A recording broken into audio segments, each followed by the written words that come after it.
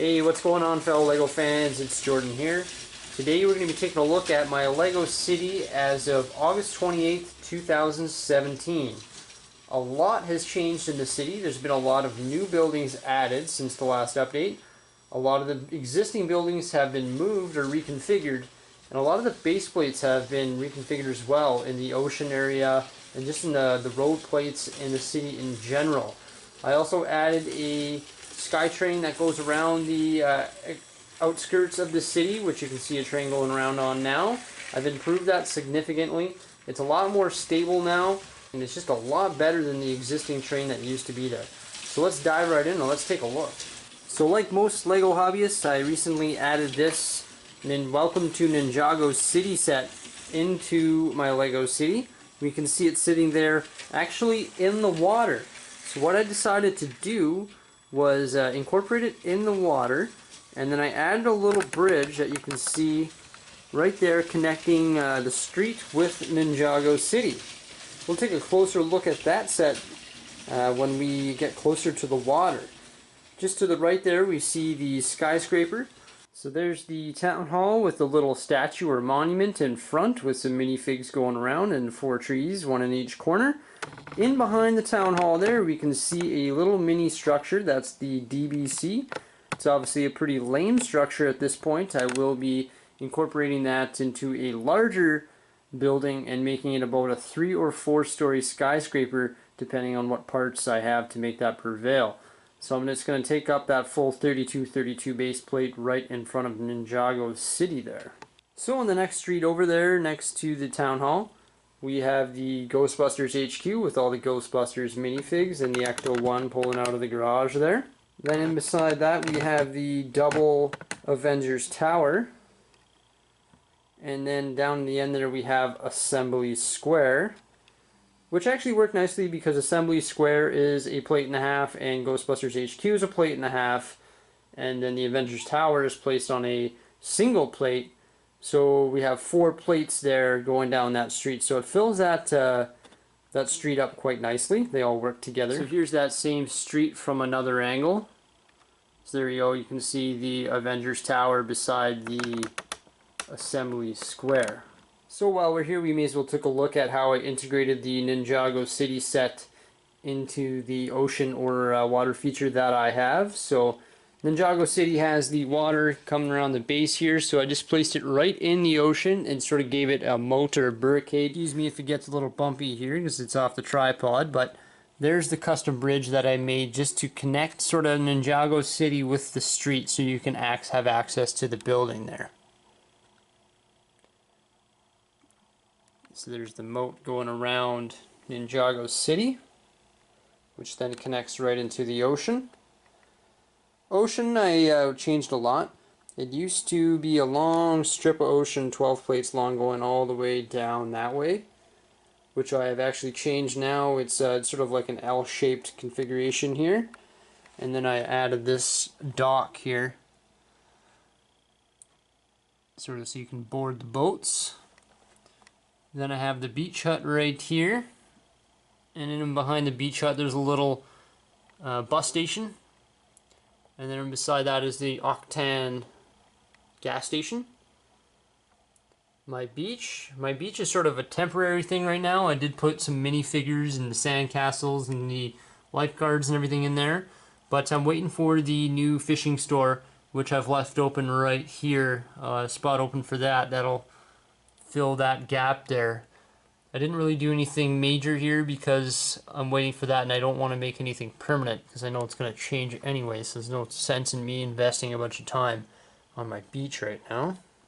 When we look at the beach here now, we can see my new and improved sturdy SkyTrain, where it splits track and goes all the way down to the end and then around. It's just a lot more sturdy. It used to be, I used to only use one support down here on the bottom, so there used to be only one support.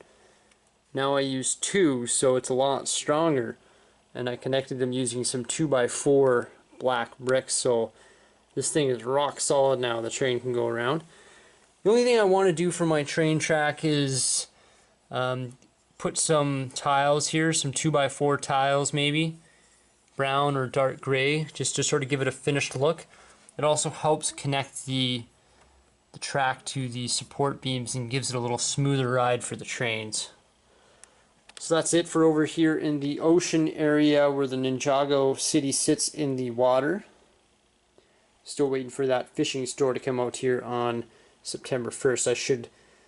I will be going to the Lego store and getting that upon its release date. So let's move back toward the front of the city, which is just over there where we left off by the Ghostbusters HQ. So if you're a regular viewer of my channel, you'll notice that I change these modular buildings way too often. I'm just a really indecisive person and think it's always better and can always be changed. So I'm beside the Ghostbusters HQ here. It's just sort of like a back alley street. There's not really any front-facing buildings here. So it's just sort of a back alley, not paved sidewalks or anything. Just some cars and vehicles going down there and whatnot. So I've decided to put the modular buildings in a line configuration facing each other, sort of like the diagrams on the box suggest.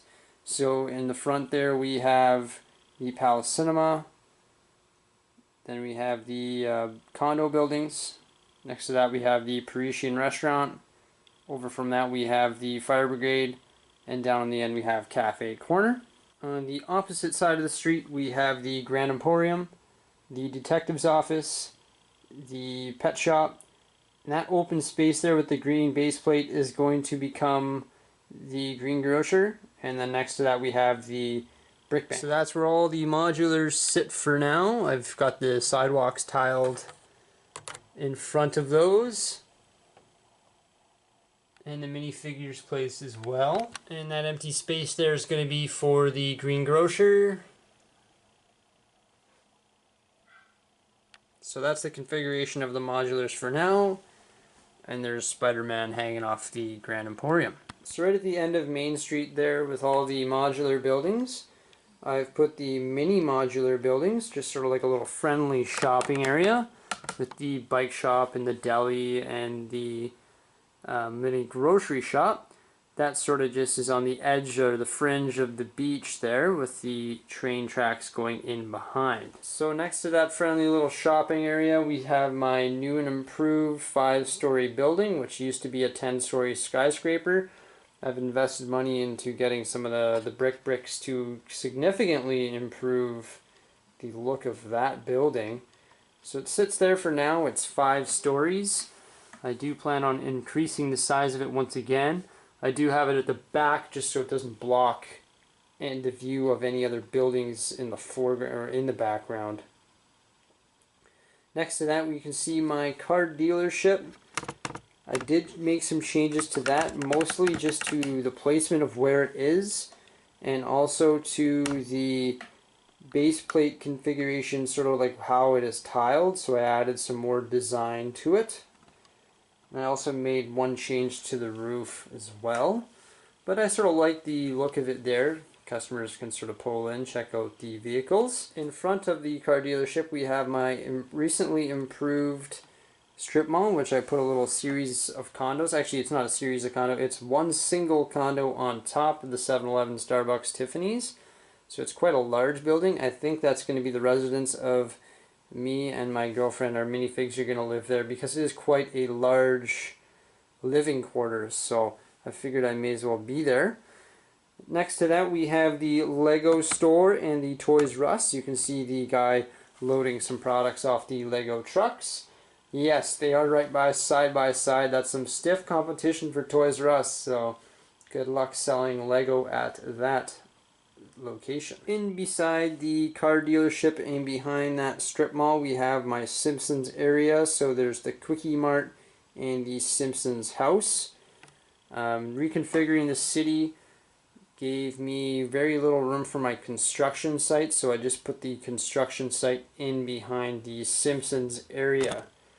The reason I have very little room, well, not very little room, but less room, is because the train track in behind, I gave it a full series or a full line of 32 by 32 base plates just so it could have that extra support and go down cleanly and smoothly. So down here right below us in front of the strip mall we have my residential area, which I recently brought to the front. I did that just because I really like the residential buildings.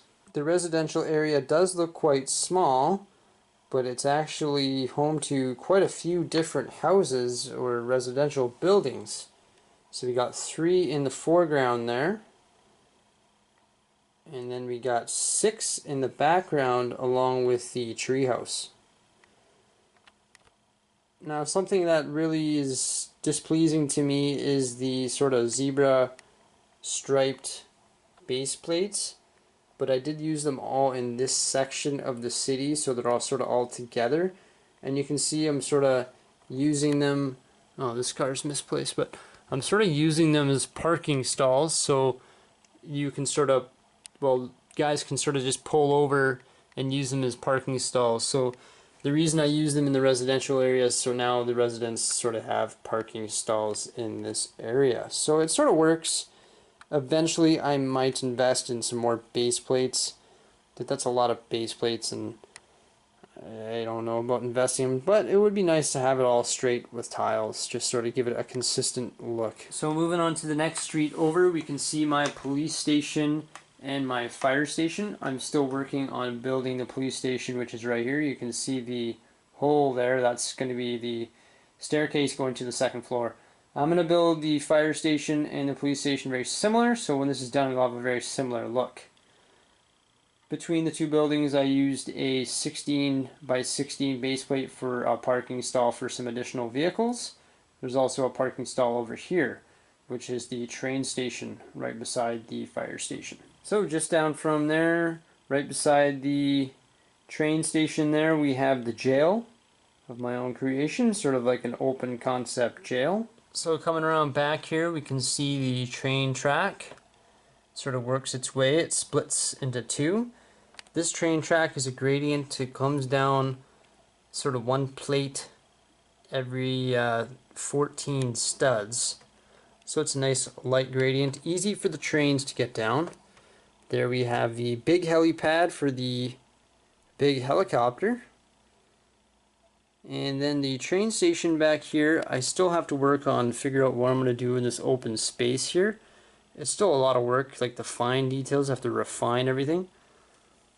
But here is the train station here.